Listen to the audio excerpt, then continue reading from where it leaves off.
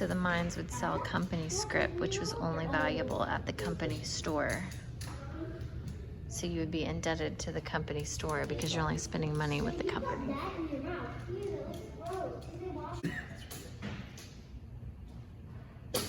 Grandfather, W. Gaston Kickerton, the founder of Slab Fork Coal Company. W.G. came from Virginia in the mid-1880s to operate coal mines along the New River. He moved his family to Slab Fork, 12 miles south of Bethlehem. Wait.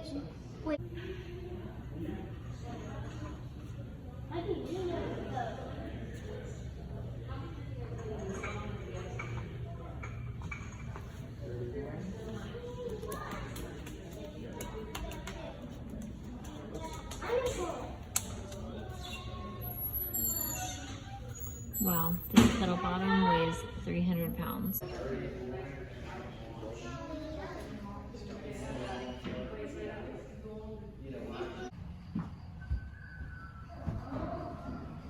What does that say? So this was a Bible that didn't burn, and it was the only thing in the whole town that didn't burn up. The whole town burned to the ground except the Bible.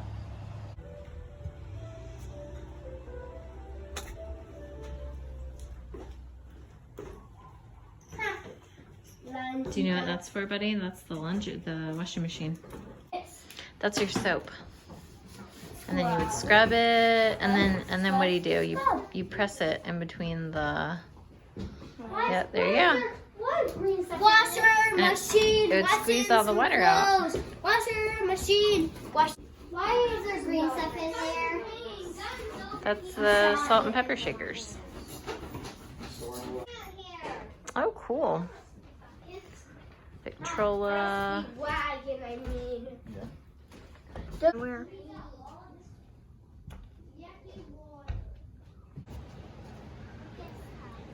So if you have a family, you get the nice house. If you're just a single guy, you get the studio. The original tiny house. This could also be for a married man who left his family to come work here. Rent was $2 a month. You can pay to go camping here. But that way, that'd be so fun.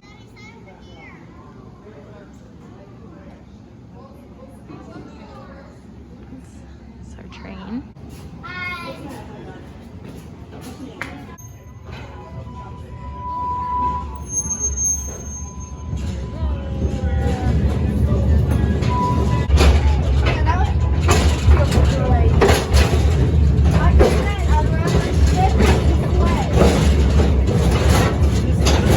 The city of Beckley bought it, 1962, it was So opened wet up to under the here. public.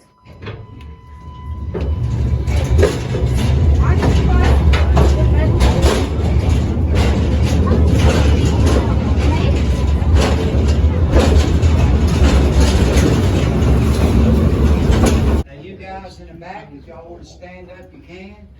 You can sit on the railing, don't fall out. Just you guys in the back, everybody else, when we get to the other side, these people's gonna have to turn around, okay? Usually I try to look for a troublemaker somewhere. So on these cars, this coal seam right here, 28 inches high. That's what they were working in. They wasn't standing up like me. They were working in 28 inches of coal. I'll explain it to you more on the other side. It'd be hard for these little guys working 28 inches of coal. As we go on up, it goes up to about 30, 35 inches in places. The company made the miners work 12-hour shifts. They demanded that they hand load 10 tons of coal in 12 hours. If they didn't do it, they could lose their job. A lot of times they brought their teenage son in to help them get their quota. Once they loaded the car, they all had a piece of wood with a number on it. That number corresponded to their name outside. That's how they knew who to pay. Now, they were thieves back in like they are today. A lot of times the car would go outside, somebody steal that wood, put it on their car. This poor guy wouldn't get paid. So finally, they put the wood in the car first. Then they loaded the car up, and when they unloaded it outside, they knew who to pay. I brought y'all in on a that's the other motor. I brought y'all in on a rebuilt locomotive right there. Now, back in these days, there wasn't any electricity. How did they pull these cars out of the mines? Mules, horses, donkeys, dogs. Yes, they even use dogs. Has anyone seen the movie Coal Miner's Daughter? Heard the song, 16 tons, what do you get? Another day older and deeper in debt. That's the way it was. They bought all their food, clothing, medicine, tools. Everything had to be purchased at the company store. Even the houses they lived in were rented from the company store. The carbide land. This is carbide, this is water. When you mix water with carbide, it forms like a settling gas. Anybody ever welded? You work underground? All right, see that gas coming out of there? Yeah. I got one at home. All right. What? I tried to get her to jump. She didn't budge. You can't scare her, can you? All right, guys. Now, how would you like to work a 12-hour shift with a light like this? That's all they had. Each coal miner had to carry around a can of carbide with him. If they were lucky, this light would last about 4 hours, then they'd have to relight it again. For an explosion. I'm going to show everybody how dark it is. Without any light at all, right? Yeah. So what's brighter than All right. Over. Oh, sorry. What happened? Now, Who's gonna tell you where about did it? they buy the material to build the cave? They'd start picking and shoveling. If that canary is chirping and singing something like, almost heaven, West Virginia, Blue Ridge, man, everything's fine.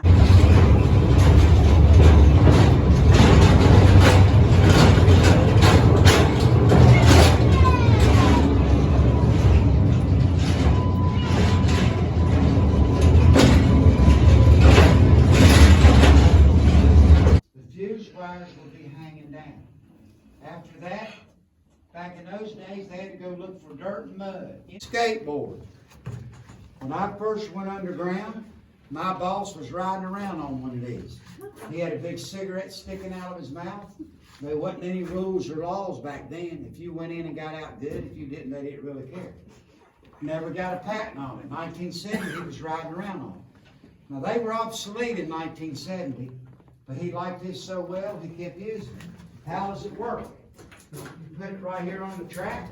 If you want to go somewhere, you put your knee right here and start pushing, just like this. That's a 4-foot glue bolt. They make them a lot longer, they make them shorter. This is what they use today.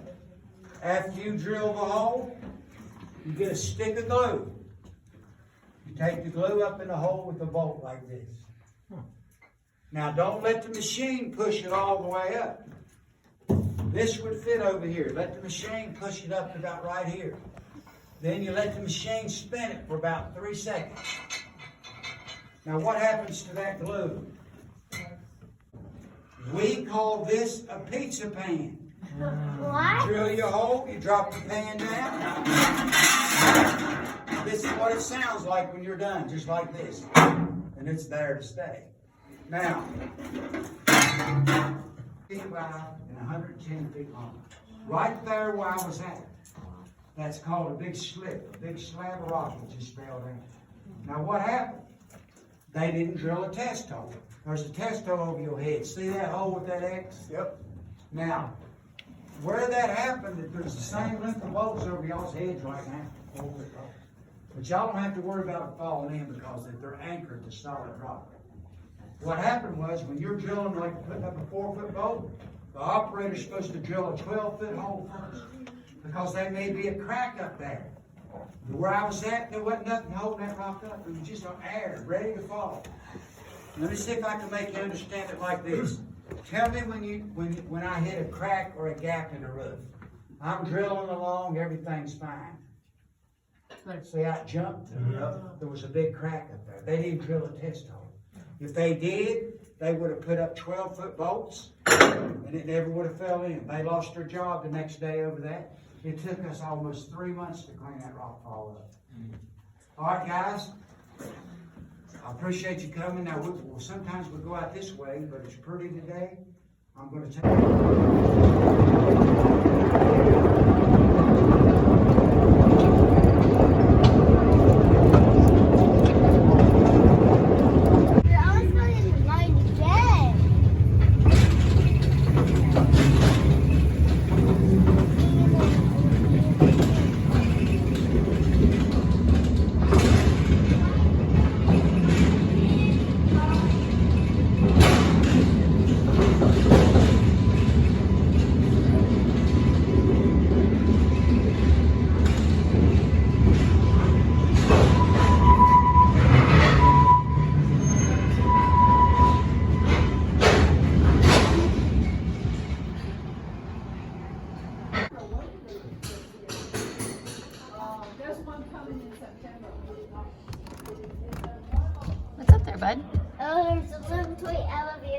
Oh, cool.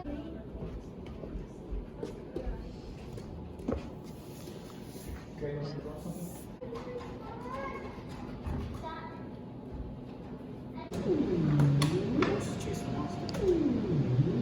So they're making a stop motion film. There's the train, there goes the horse. There's the train, there goes the sun. There goes the, look at the moon.